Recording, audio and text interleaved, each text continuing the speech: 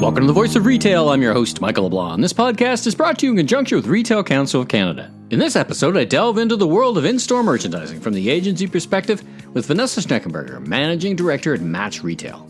This innovative Canadian company is helping brands and retailers alike execute on-shelf and in-store, so it's a great opportunity to tap into Vanessa's experience and wisdom about the state of brick-and-mortar retail.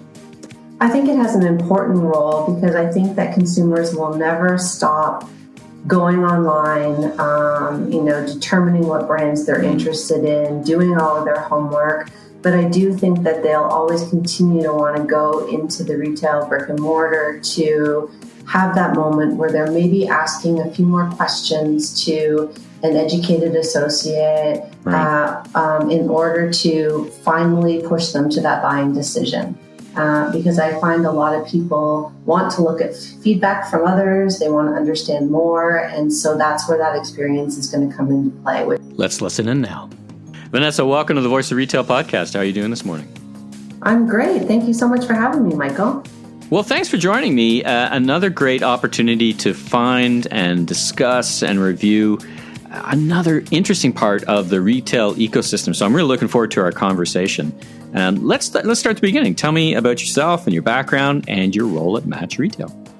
Great, thank you. Yes, today I'm a managing director at Match Retail. I started my career as a sales rep, pounding the pavement. I called on gas and convenience. I moved into grocery store retail, national accounts, and then had an opportunity to flip agency side. Working my way through different managerial levels. And through my career, I've had phenomenal mentors along the way. I really enjoy coaching and growing employees and helping clients drive results. So all to say that closing a sale is in my blood, really. So if I was to offer you a job on client side today, and you had the opportunity you still have, would you go back to client side, or are you like there's people who just love the agency side and really thrive there? Does that describe you, or how do you feel about that? I think it does describe me. I think that for a lot of people I know, things are very busy. I would say that I'm at my best when I'm at 150% capacity, and on the agency side, things move and change constantly, and that's what keeps it exciting.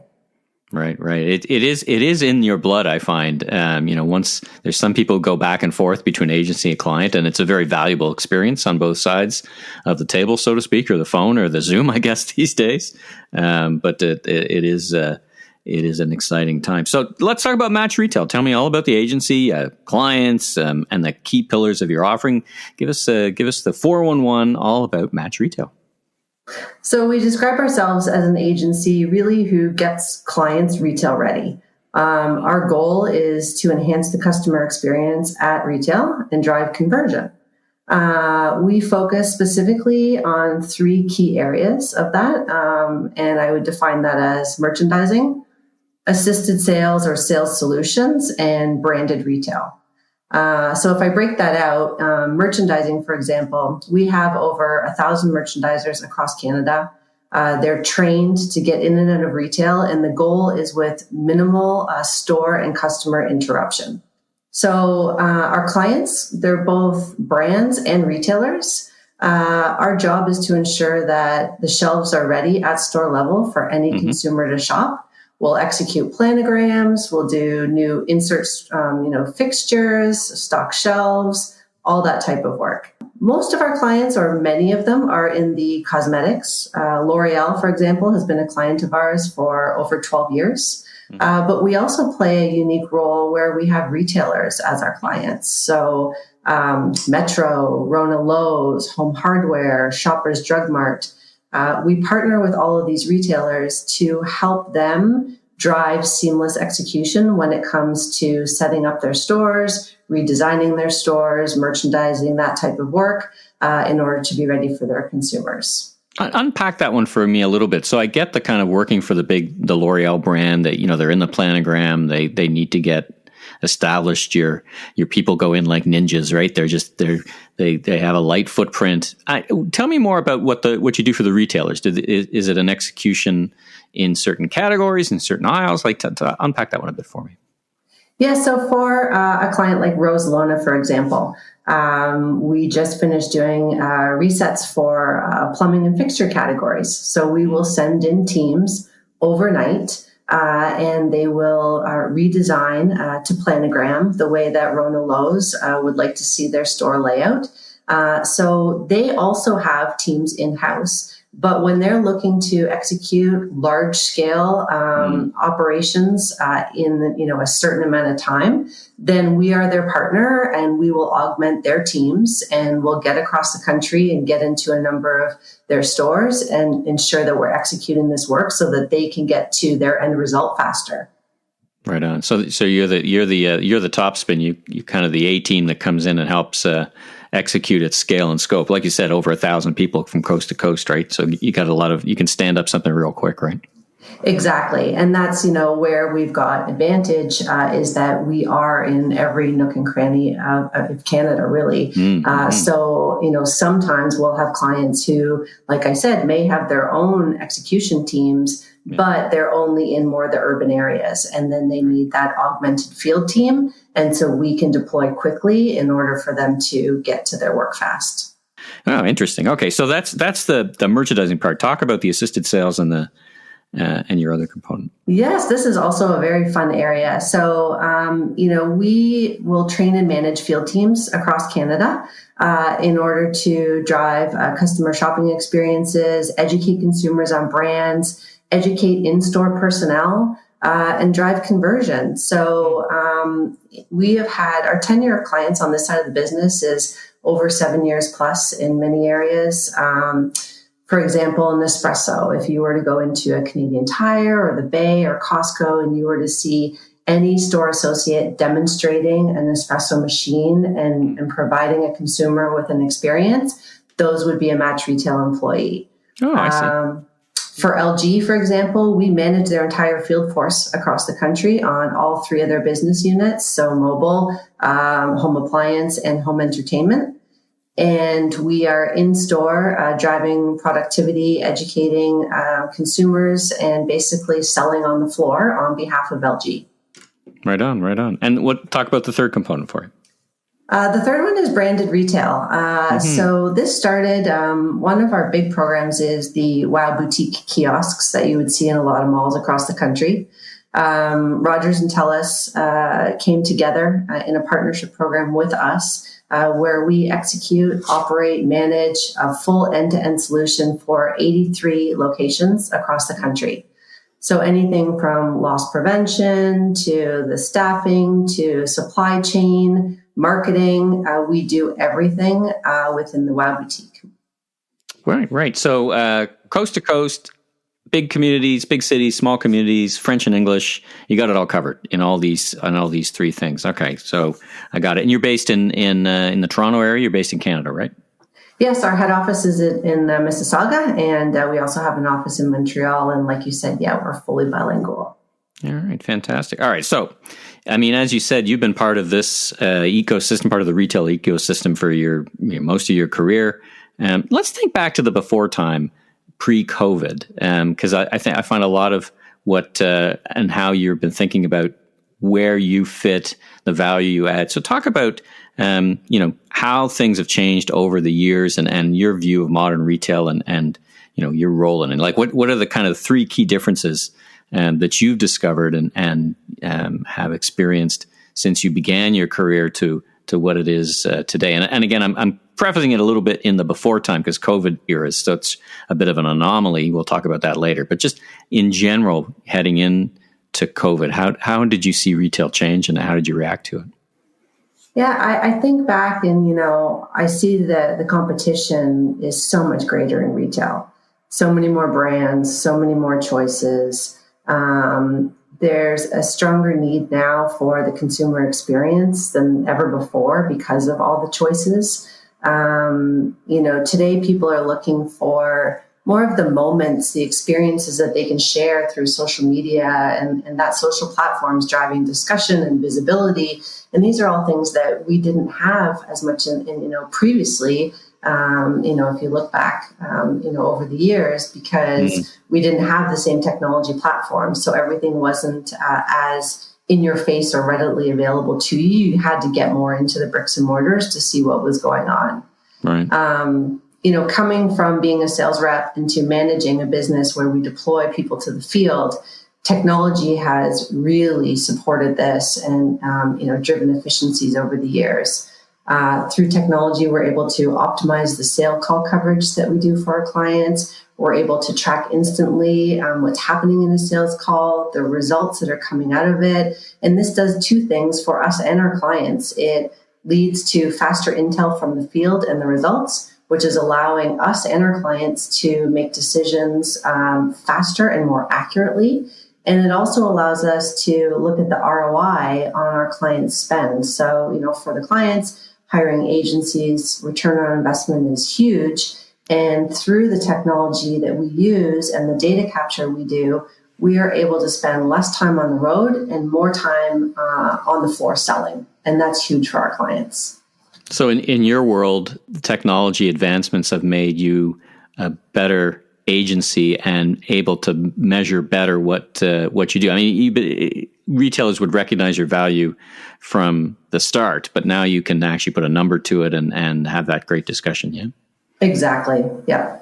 Well, listen, a lot of what you do, I'm sure, was impacted by COVID, like we're all impacted one way, shape, or another.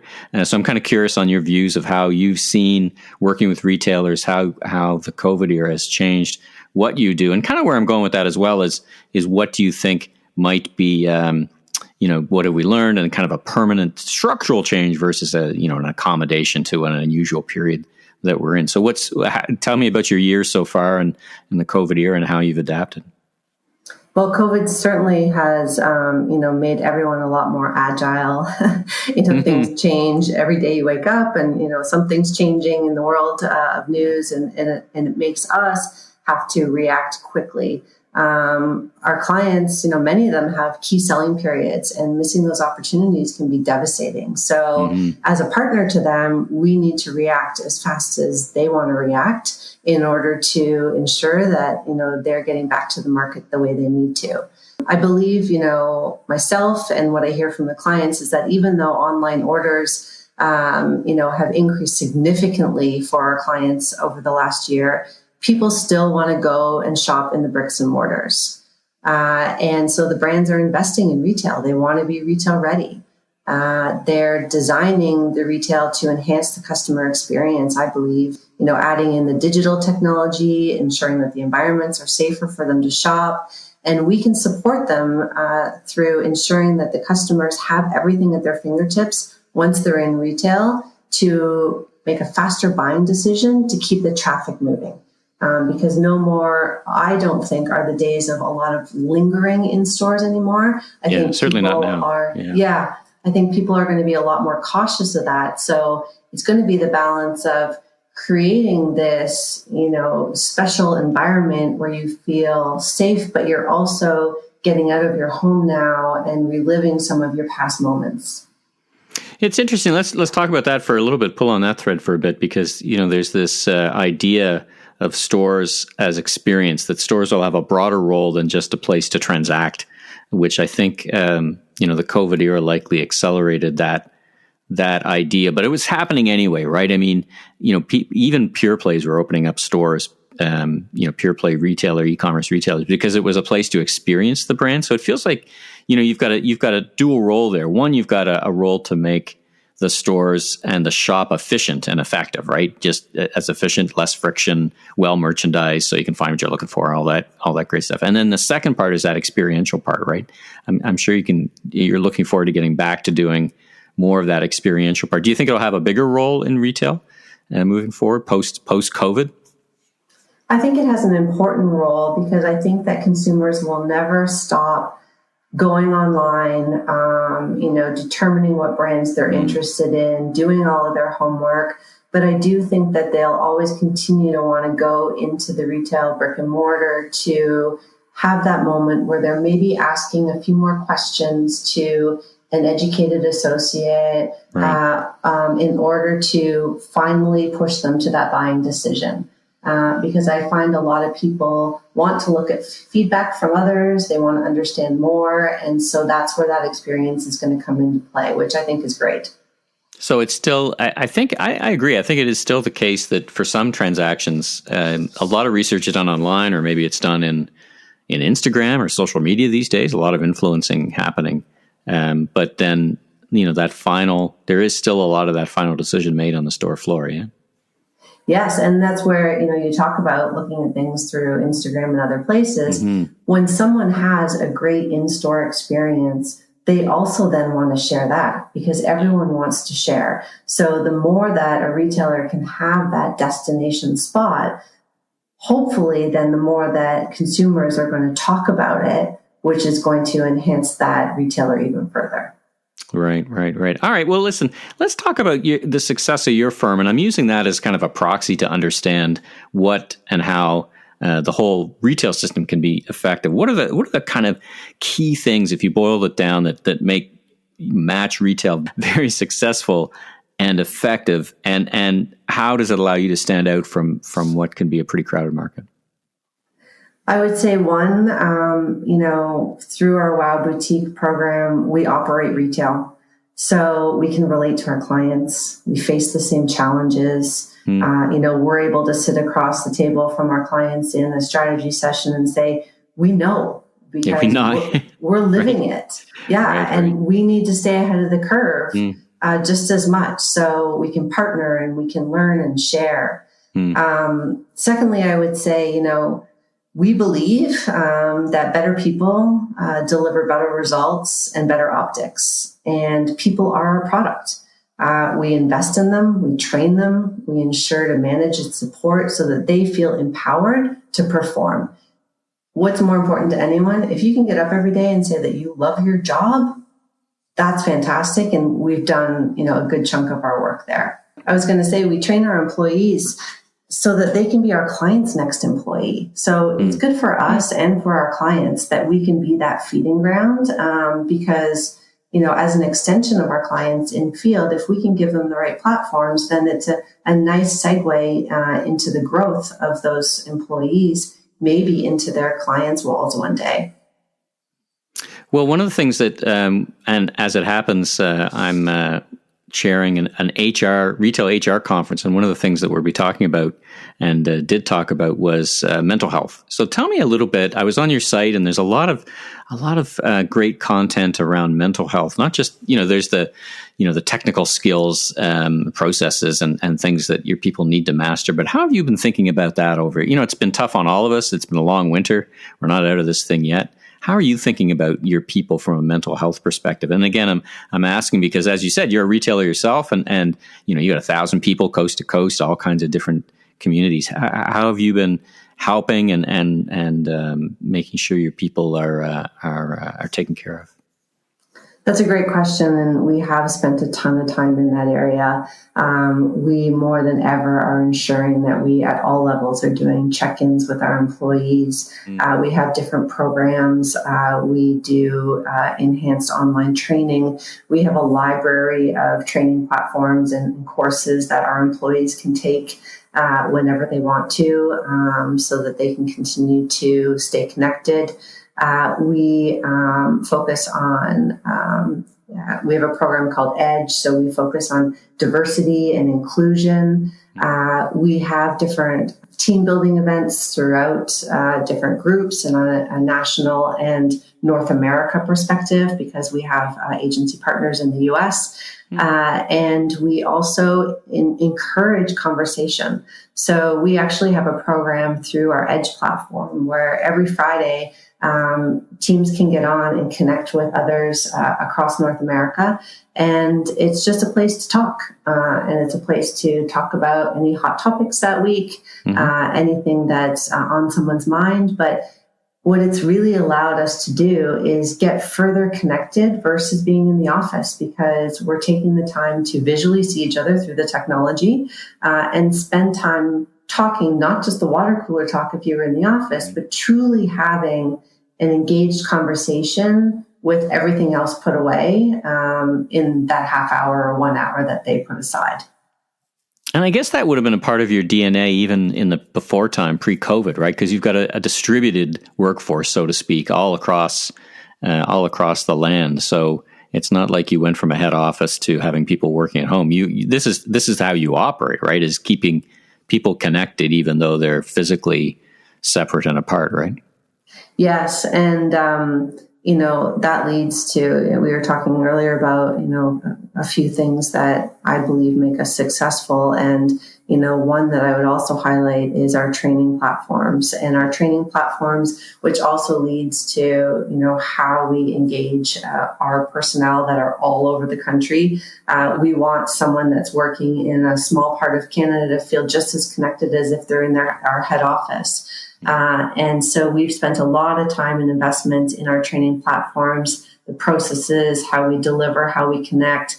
And actually, we've got some exciting things that we're going to be launching in the next few months, which I'm looking forward to sharing down the road. Oh, fantastic. Well, in the interim, that's coming in a couple of months. Where can listeners go to learn even more about Match Retail and get in touch with you? matchretail.com, actually. And there's a spot to look at what we do, how we do it. And there's also a place to reach out to myself there as well.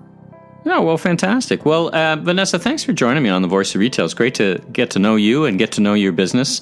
And I wish you much continued success. And thanks again for joining me on The Voice of Retail. Thank you for having me, Michael. This was great. Thank you. Thanks for tuning into today's episode of The Voice of Retail. Be sure and subscribe to the podcast so you don't miss out on the latest episodes, industry news, and insights. If you enjoyed this episode, please consider leaving a rating and review, as it really helps us grow so that we continue to get amazing guests onto the show. I'm your host, Michael LeBlanc, president of LeBlanc Company Inc. And if you're looking for more content or want to chat, follow me on LinkedIn. Visit my website at meleblanc.co. Until next time, stay safe and have a great week.